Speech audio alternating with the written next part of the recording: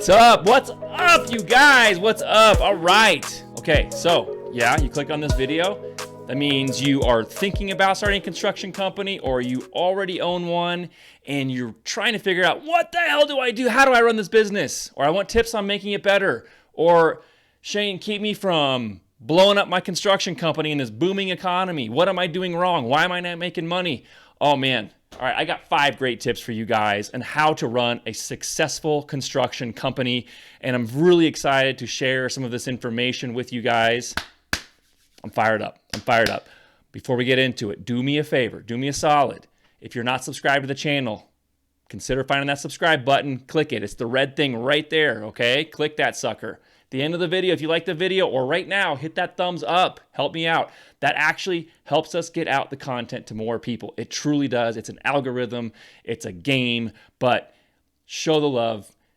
Hit the subscribe button. Find that bell for notifications if you haven't already. Uncle Graham, that's the little bell right there. You hit it and hit collect all, and then you get notified every time a video comes out for all the content. You don't have to watch it all. You can only just follow the stuff that you want to watch, including this video right here. We're going to talk about how to run a successful construction company. I'm going to give you 5 good tips, and I'm going to tell you all the things not to do, all the mistakes that I've made so you guys don't have to make them.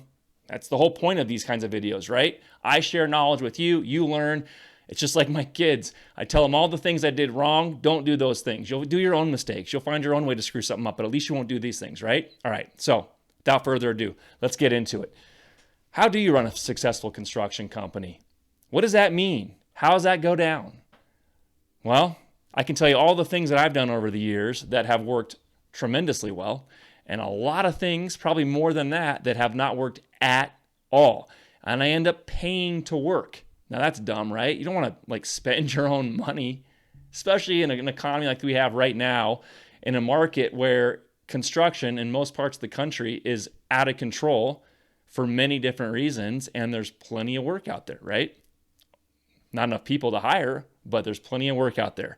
So how do you solve those problems? And I've always told people, especially if you're watching this video and you're trying to figure this out, businesses fail in good economies, not bad economies. And if you are able to work through a bad economy, in a bad market, down market, and make money and be successful, that means you have the tools to be ready to take on all of the work being thrown at you right now, okay?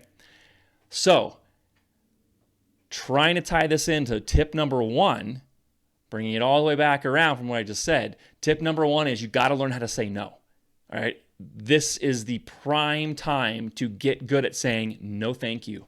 You can't take all the work. There's enough work for everybody, but you can't take all of it. You don't want to take all of it, trust me. If you're just running around grabbing every which job and just trying to put guys to work and trying to squeeze a few bucks out of every job, you're never going to move forward. It is so important to really learn how to say no. And these other tips are going to tell you why and how to say no, when to say no, and the reasons behind it. But you got to be prepared in this business, especially in this business, on all aspects. Say no. If you don't want to do something or you can't do something, be transparent, be honest with yourself. No, thank you. All right. Number 2, be overly organized. Like I was just talking about a minute ago, you have to be so dialed in this business. Your job as a general contractor or the owner of a construction company is to manage every aspect of every job. You have to have all the details in front of you and organized, not just on timelines, but on budgets, with people. You're babysitting. You're babysitting a lot of people. You're managing your clients, or you're managing a project, depending on what kind of business you're running.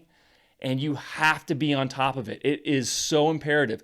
Just to be able to get enough information down every day is hard enough. But if you're not organized and you don't have a construction management program in place, and I'm not talking about going out and spending thousands of dollars a month on that construction management software that everybody's pushing on you. You don't need it, trust me.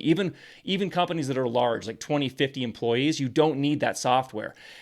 Are there some cool things about some of that stuff? Sure, of course. Does it make your life a little bit easier? Yeah, it can, but you don't need it. And if you've developed a good construction management program, an organization program from the beginning of when you started your business, then there really isn't any reason you need to go buy something now, because all you're doing is just adding to the the situation and the system that you've put in place from the beginning, when it was just you out there doing all the work and taking all the jobs and doing everybody, wearing everybody's hat, right?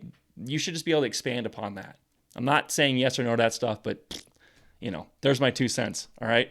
Be overly organized. All right. Number 3, stay in your lane. Stay in your lane.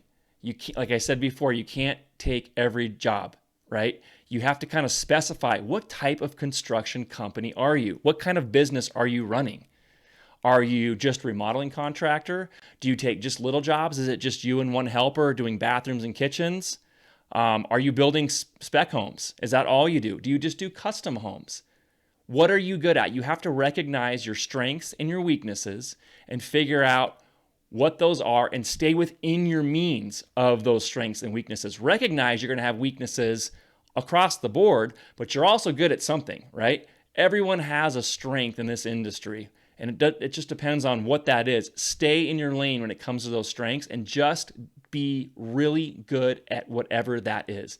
Building custom homes, just remodeling bathrooms and kitchens, building custom homes for clients, if it's commercial work, whatever it is, whatever you're good at and you like to do, which go hand in hand, that's what you need to stay in. Do not just reach out and take every single job. If you've got a crew of 5, 6, 7 guys, and I'm telling you, I've gone through the gamut of every different way to run a construction business. Trust me.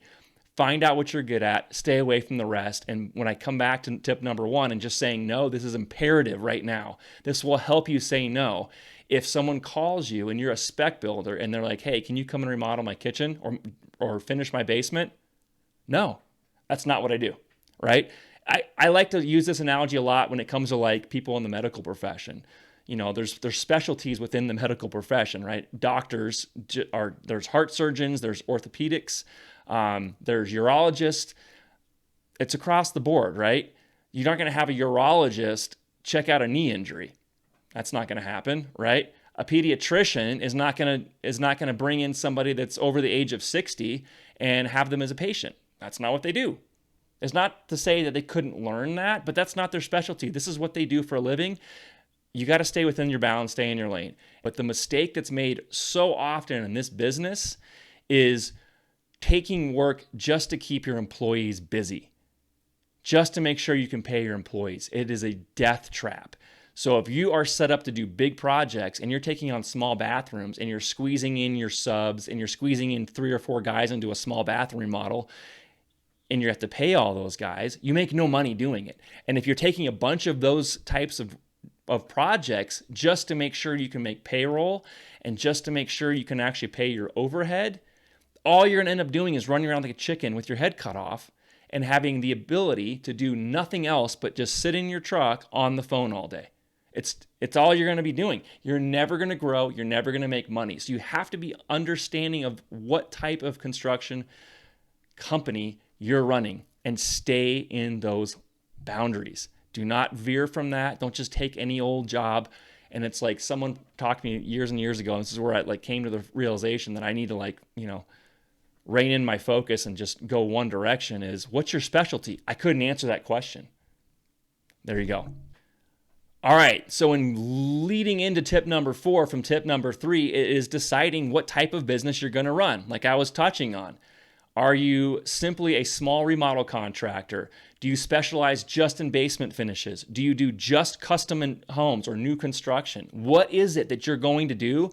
Specialize in that and stay within that scope and do not veer outside of that. When the economy goes up or down, the markets change and you have to adapt a little bit, adapt within that lane, adapt within those curbs, and don't just start taking deck jobs because you need work when you're a custom home builder.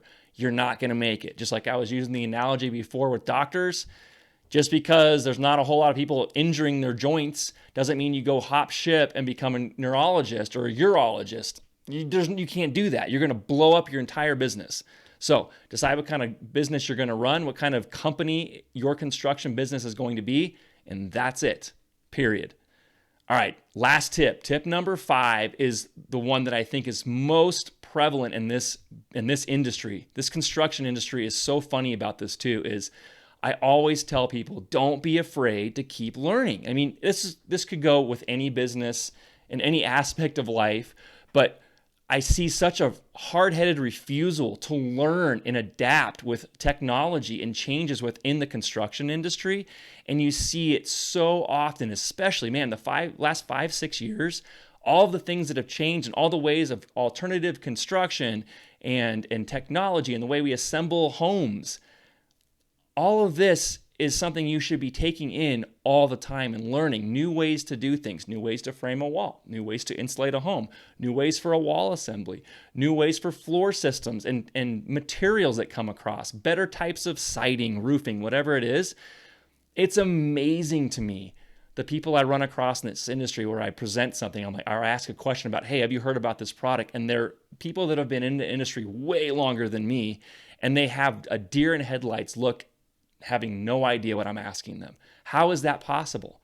You have to always, just in life in general, don't refuse to learn more.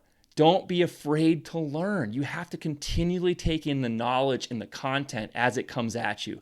Take time every single day. I'm telling you, every day, at least 30 minutes a day to learn something new about what you're doing.